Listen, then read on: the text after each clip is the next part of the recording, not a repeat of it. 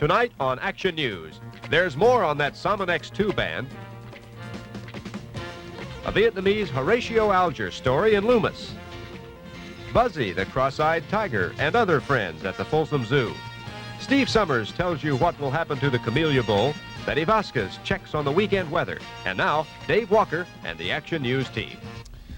Good evening. Topping the news, the question everyone has been waiting for at the Lynette Squeaky Fromm trial was finally asked today. Does she want to testify? Action News reporter Don Strickland has been covering that trial. Don? Well, Dave, the question was asked, but we still don't have the answer, unfortunately. Late this afternoon, after a mysterious 45-minute recess, defense attorney John Verga told Judge Thomas McBride that Ms. Fromm had previously indicated she did not intend to testify. Verga told the judge that if she did not take the stand, he was ready to rest the defense case. But he said if she wants to talk, there are other witnesses that he will call. Ms. Fromm was brought to the courtroom, and Judge McBride told her she did not have to testify, that she could remain silent. But he said if she takes the stand, she becomes a witness and is subject to cross-examination. And then he asked, Ms. Fromm, do you wish to testify? Your Honor, she began, I can't answer that question right now. The judge indicated it was an ongoing trial and she should have been pondering the possibility of testifying. I'll answer on Monday, she said, and left the courtroom. So, Monday, we'll find out if Ms. Fromm's desire to use the courtroom as a forum will outweigh legal advice that she's probably better off to keep quiet. Were there any new witnesses in that trial today, Don? Yes, there was one new witness, a young auto mechanic named Peter Perry. Perry testified that in December 1973, he and some friends took Miss Fromm and Sandra Good to a gun range near San Francisco.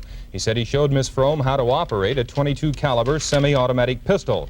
He said she learned how to load the weapon, including racking the slide to put a cartridge in the firing chamber. The defense contends that she knew how to load the .45 that she pointed at President Ford, but that there was no bullet in the firing chamber because she never really intended to shoot him. So I guess we'll find out Monday, Don, whether Squeaky will testify. And the prosecution is waiting anxiously. Okay, thanks for that report. In Stockton, students at Lincoln Senior Elementary School are getting a close look at the court and the jury system. For the last 2 days, a trial has been held at that school. The local police and the district attorney's office patterned this armed robbery trial after an actual case. Local attorneys portray the judge and defense counsel, and an assistant DA handles the prosecution. Members of Stagg High School law enforcement class acted as the defendant and witness. Everything was set up just like it would be at a real trial. The whole thing was staged for the benefit of Lincoln's youth crime and law course. Members of the class were the jury and the spectators. Their teacher, Mrs. Joan Wingo, hopes the trial will give the students a better understanding of the criminal justice system. The Sacramento County Sheriff's Office says tonight that they have no arrest yet in that fatal shooting last night outside a pizza parlor in Campus Commons. The victim, 24-year-old Victor Manuel. The Sacramento Medical Malpractice Crisis Center says it's now getting pleas from small communities for doctors. Typical of the request is this telegram from Tule Lake. As the malpractice insurance rates go up, more doctors quit. In small towns with only a few doctors can't afford to lose even one. Besides handling these requests, the Crisis Center is working with Women for Malpractice Reform. That's a statewide movement to put pressure on the government. They're circulating petitions for another special legislative session. Those petitions will be handed over to the governor by next week. Each year, there are 60 more people who must go on kidney dialysis machines just to stay alive. The need has been surpassing the availability of that very expensive equipment, but a new center in Sacramento could help to relieve that situation.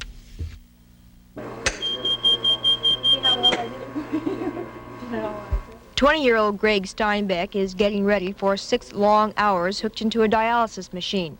His kidneys don't function and he must have the treatment 3 times a week. It can be painful, and Greg often gets sick to his stomach as his body chemistry is changed, but the process is keeping him alive. He is one of the patients now using the Sacramento Community Dialysis Center. The private clinic was opened a few weeks ago by 2 doctors who recognized a definite need. Before their clinic, there were only 25 dialysis units available in Sacramento, and some patients were not able to get the treatments as often as they should. Dialysis is simply filtering the blood to remove bodily waste ordinarily handled by the kidneys. Service for older people and better identification of kidney diseases is steadily increasing the number of patients. The new center now has 6 units. It will eventually have 14. Without this expanding service, it's possible that another young person like Greg would face an early death. Susan Harris, Action News 13, Sacramento. Well, tonight we have a twist on that familiar, heartwarming tale of someone who's learned to walk again after years of being confined in a wheelchair. It's a man in series who's learning to sit again. If I could just get off these feet. How many times have you said that to yourself after a hard day at work or in the kitchen? Well, the next time you do, consider Robert Sauls, who spent 33 years without sitting, his back frozen by surgery and the effects of arthritis. He's forgetting already how he used to walk, but son Bob has perfected the stiff-legged style and recalls it for him. The senior Sauls is learning to sit again thanks to modern medical science. His new hip joints are made of steel and implanted in the bone. It has taken 2 operations and lots of therapy, but Sauls is rediscovering what it's like to eat without kneeling or standing. And when he returns to his school principal's job in January, he can sit instead of stand at those long administrators' meetings. There's little doubt there's excitement in the Sauls household these days, but above all that's happened to him, Sauls wants others to know about his miracle in hopes medical science can make them walk or even sit again. When I first talked to Sauls about doing the story, I wanted to know how he has accomplished some of the basic things in life that we take for granted, like going to work, for example. Has he walked? Or does he drive a milk truck? Well, at that point, he burst out laughing, for that's exactly what he has done. And his latest vehicle is this 1966 Divco. Craig Prosser, Action News 13, series. Yesterday, Action News told you about this sleeping pill, Sominex 2, and how the state has ordered it off the market. Today, Capitol correspondent John Inder followed up on that story. Yesterday, the State Department of Health put out this news release in which the manufacturers of Sominex 2 were told to cease the distribution and sale of the product in California, and that Sominex 2, now offered for retail sale, must be immediately withdrawn. Well, here it is 24 hours since this release, and Sominex 2 is still on the shelf. You can buy it today. If that has you confused, well, you're not the only one. The problem is that the Health Department notified the media, but not the pharmacists or the people who sell Sominex 2. The Health Department says it doesn't have the authority in this case to tell druggists what to do, not even an information flyer. So your friendly neighborhood pharmacist had to hear about the Sominex 2 hazard warning in the news. That worries the man who represents pharmacists. He says when the public can't get the information from the man they trust, it lessens that trust and may create confusion. It is a problem when things are divulged to the press prior to us knowing about it, so that when persons like yourself ask us, we often are not able to respond. The way the state figures it, it's up to the makers of Sominex 2 to spread the word to pharmacists and to help get the product off the shelf. Ray Jones says the state didn't even notify his association so it could help inform its member druggists. The feeling among some pharmacists I talked to today is that the process needs immediate revision, so they never again have to say to their customers, "I don't know."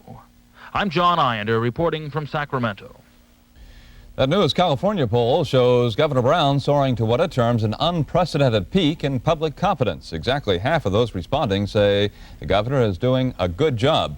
But meantime, the same poll shows President Ford plummeting to his lowest level since he took office. Only 21% of those Californians rate him as good.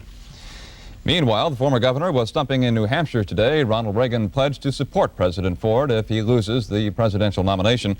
North Vietnamese officials will meet with a House committee next week in Washington. They want to know what happened to U.S. soldiers missing in action. And ABC correspondent David Snell explores the mind of a boy genius. These and other stories on ABC News at 6 o'clock. Next on Action News, the spirit that won the West is helping a former Vietnamese general. And we'll find out about water polo in sports as Action News continues. Hunting season, one of the best times of year for the sportsman, and you can count on the Tower of Sports to be as ready for it as you are. Only at the Tower of Sports will you find the famous wall of guns, where you can compare famous brand names like Remington, Winchester, Savage, Browning, Ithaca, Smith & Wesson, and many more. Plus, you'll find a complete selection of hunting accessories. Shop the Tower of Sports, where your Bank AmeriCard and Master Charge cards are welcome Monday through Saturday till 9:30 p.m., 1835 Howe Avenue, Sacramento. When American Sound says all around, they mean 3 great locations: Sunrise Mall, Florin Mall, and Freeway Close at Watt Avenue and Highway 880. And they mean all around in stereo systems. Everything you need, like this great Sansui system with a full-size record changer, these big 3-way 12-inch speaker systems, and the Sansui AM/FM receiver. A fantastic system, and at the American Sound price of only $333. Only one of over 120 systems in the $200,000 inventory. American Sound all around Sunrise Mall, Florin Mall, and Watt Avenue at Highway 880. Death Valley, the hottest place in America. 3 1976 Chevrolet Vegas equipped with a new Dura-built engine recently ran 60,000 miles each through country like this. In 180,000 total miles, the only engine part replaced other than maintenance items was one timing belt. 1976 Chevy Vega Dura-built engine. Built to take it. Don't just take our word for it. Ask Death Valley.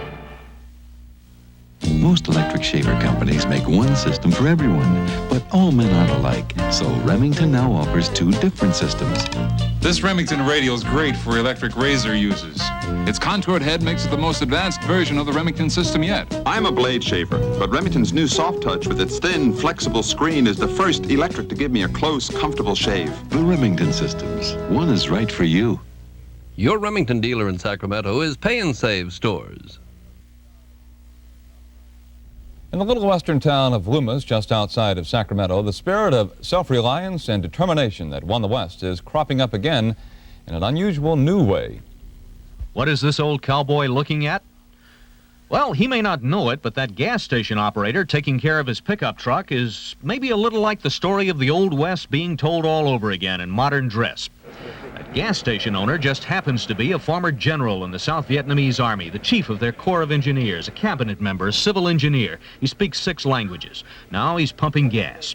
And in that way, well, maybe he's just a little like that old cowboy's ancestors who probably forsook a comfortable life elsewhere 100 years ago to start all over again. With the help of a county supervisor and an oil company distributor, General Nguyen Van Chuk has bought this old service station in Loomis and is now running it with the help of his own family of 8. He's also using it to teach the business to 2 other refugee families from Auburn's Hope Village, so they in turn can buy their own service stations. Not a single refugee from Hope Village is now on welfare, he says, or even using food stamps. They're all making it on their own.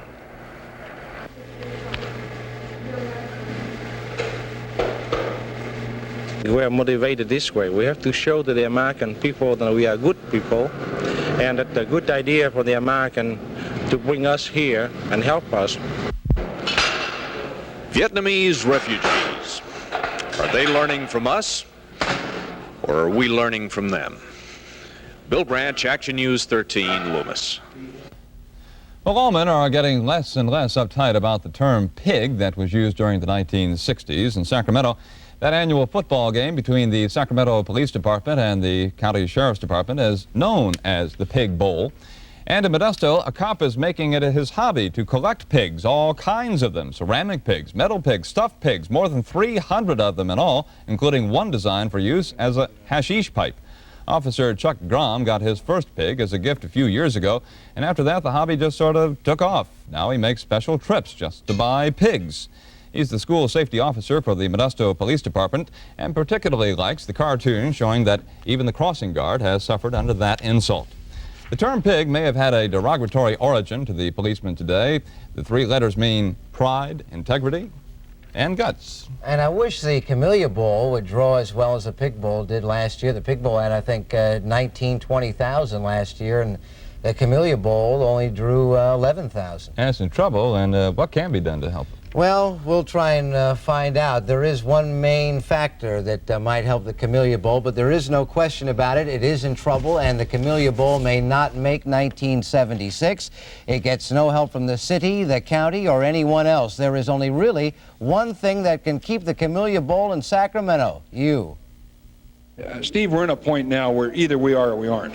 We're not going to ask the city council for help anymore, and we've decided, our board, that we're not going to ask the county supervisors for help, and we're not going to ask the chamber. We're either going to, people are going to want it or they don't want it. If they don't want it, we're going to be embarrassing the city of Sacramento by being on television with empty stands or partially empty stands.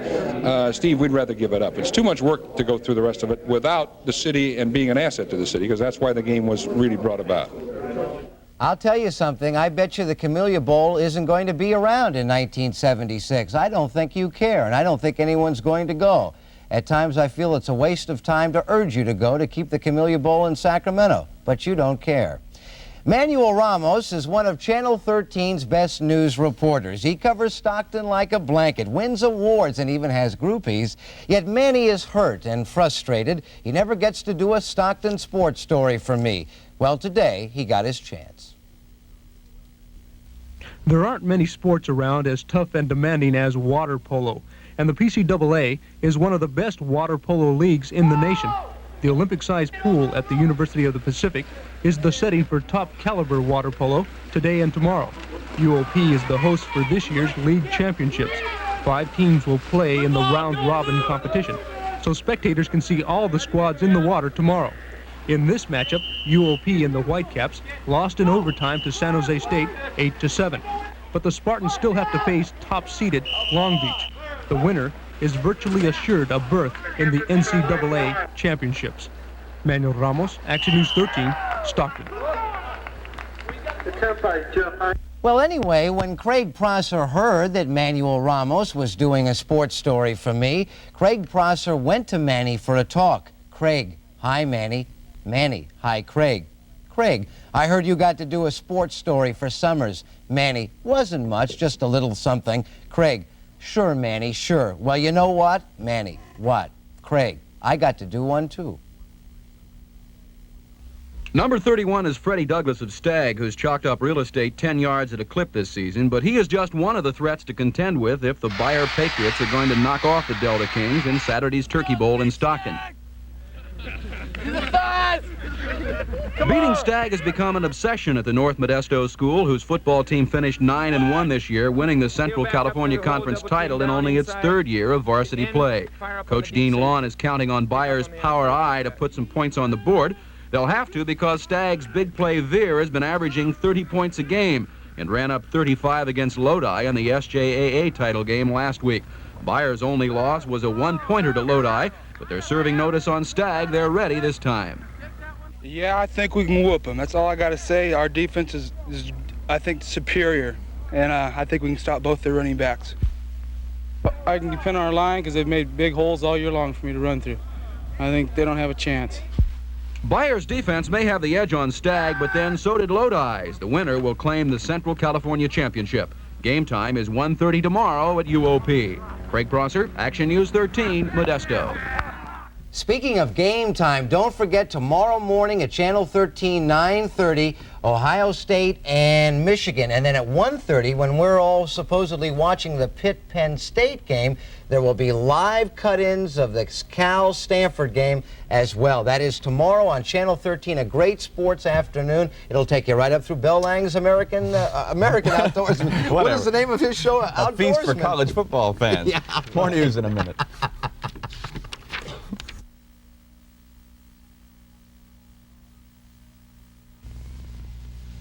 Meet Stephen B., the Come Alive fragrance by fashion designer Stephen Burrows. It's time to be me.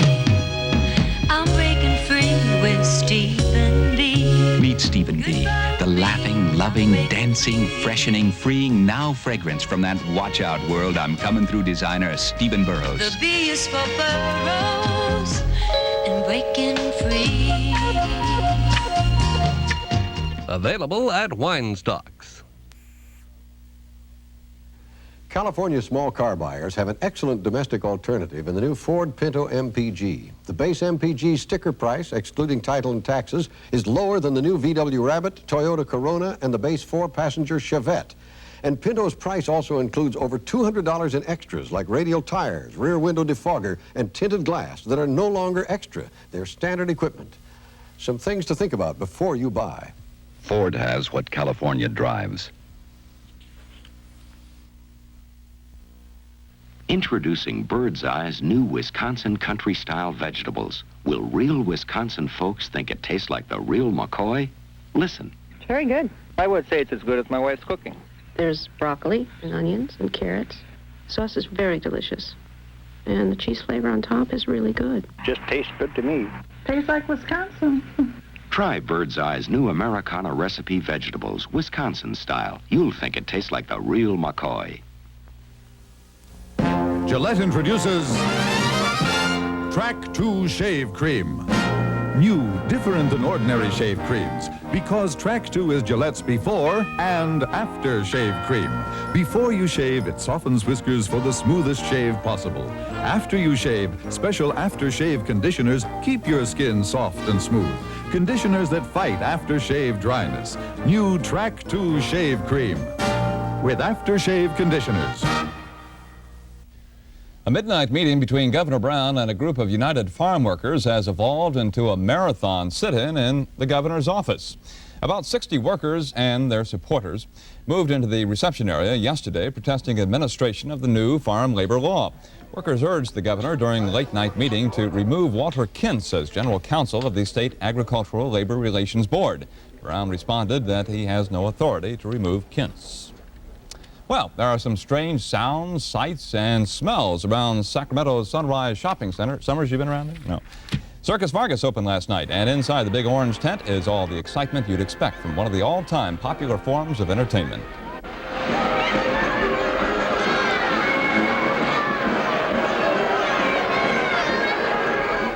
One of the hits of the show is the double changeover of the flying trapeze.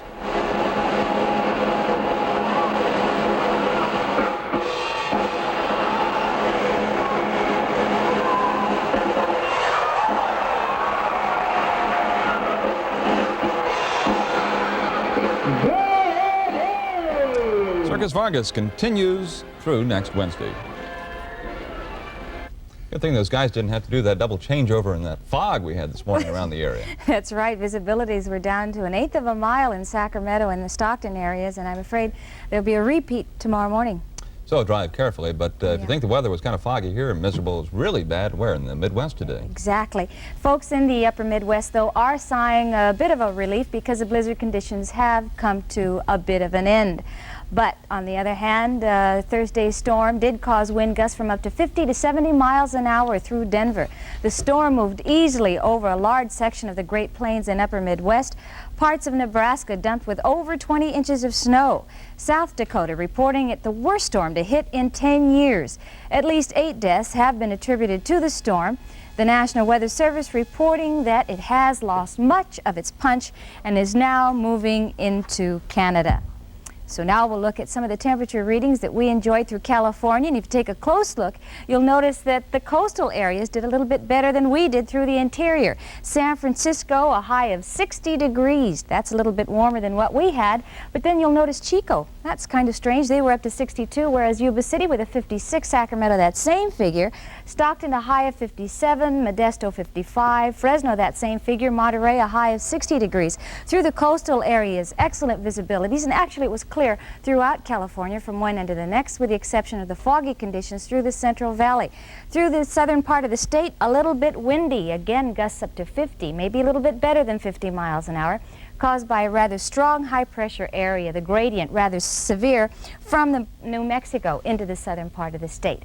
So for that reason, it was a little dusty and a little dirty. We also have another high-pressure area off the coast, and that's more or less brought us that rather nice condition. What we expect really over the weekend is weather that you'd find very similar in San Francisco, kind of gloomy and overcast during the early morning hours, and of course the fog, and then a little bit of sunshine during the afternoon.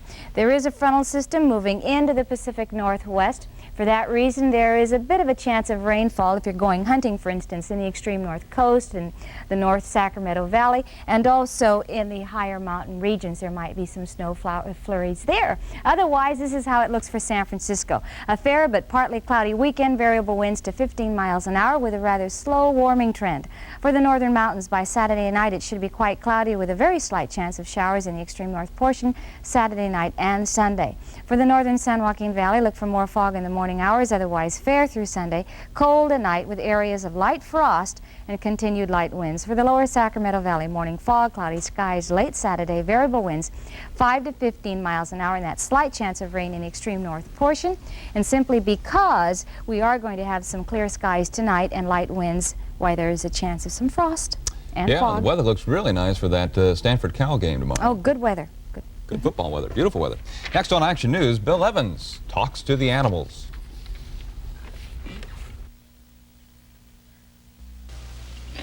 Excuse me, sir. From Germany, authentic Westminster chimes, richly crafted casework. Both these clocks and others at Ward's are now available at $100 savings. Come to Ward's now and get a clock that does more than just tell time. This beautiful Brasilia tote feels like real Italian leather, has expensive touches. Looks compact, yet holds so much. I carry paperbacks in here, glasses here. I use this locking compartment for valuables and whatever else I need. This little pocket's for keys and things. It looks like a $30 bag, but yours for an amazingly low $12.99. And it comes with your initials. Don't miss this incredible value. Be sure to see this amazing offer in the comics section of this Sunday's Sacramento Bee.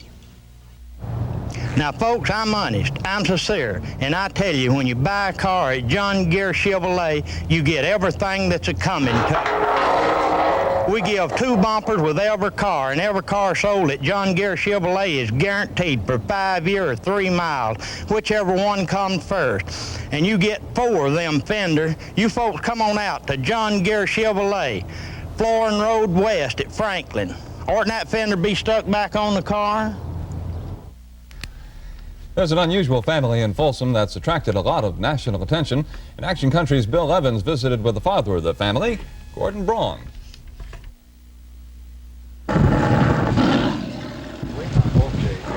When I arrived, Gordon and one of his kids, Buzzy, the cross-eyed tiger, were busy discussing breakfast. With a kid this big, you do a lot of listening. But it goes without saying that there's a lot of love between Gordon and his kids. This is Tom, a North American mountain lion Gordon raised from a tiny cub just after Tom's mother was shot in Nevada. Actually, each animal in the Folsom Zoo was either an orphan, a cripple, or a discard, but they found a home here.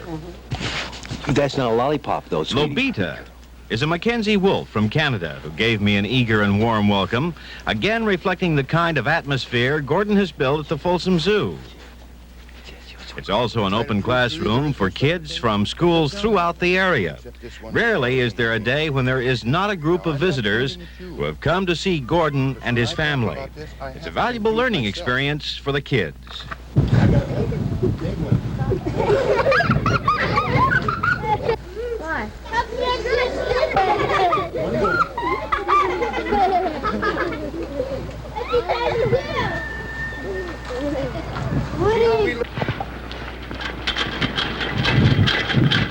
Well, we say these are our kids. This is your family. This is our family. Billy. Okay, Alice, come on. There's a story behind every animal here at the Folsom Zoo, which in itself is a very unusual story. The story of Gordon Braun and his family and the love and trust that they share. Bill Evans in Action Country. Hi, baby. What you want, huh? Bill Evans talks to the animals. Anyway, Ratzel will be on Action News tonight at 11 o'clock. In case you're interested, he'll be wearing his fancy new coat. The bicentennial spirit isn't complying with the spirit of the law in Sonora and Modesto. A huge 12 by 20-foot American flag was stolen from a Modesto gas station. Police are looking for the 2 men who swiped that $600 flag. And in Sonora, the city council is going to grease the flagpole. They got a problem because in recent months, the thieves have climbed that 25-foot flagpole to steal a $37.50 Old Glory. Just doesn't seem like the American spirit, does it? Tonight on Action News, you'll find out what Rockefeller thinks of Reagan. Next up, ABC Evening News. From New York, this is ABC News. Now, Harry Reasoner. Good evening. Ronald Reagan plans to take things fairly easy for most of the rest of the year, but his first 30-odd hours as an official candidate for president have been about as busy and far-flung as you can get without Air Force One at your disposal. Frank Reynolds knows. He's been with him. Ronald Reagan has been a formally declared presidential candidate for only 2 days. In that time, he has called for a review of the U.S. position in the UN, renegotiation of the arms control agreements with the Russians, denounced the new campaign reform laws as evil, reaffirmed his opposition to gun control and the Equal Rights Amendment for women, warned against hysteria over recent revelations about the CIA and FBI, praised Mayor Daley of Chicago and the ski slopes of New Hampshire, called for a $90 billion cut in federal spending, gave the back of his hand to critics who say he is too far to the right to appeal to Democrats and independents, ruled out a third-party movement and a non-conservative running mate, and in North Carolina today, he quoted Franklin D. Roosevelt. He himself said, "We have built new instruments of public power in the hands of the people's government, but in the hands of political puppets of an economic autocracy, such power would provide shackles for the liberties of our people." Well, unfortunately, that warning went unheeded.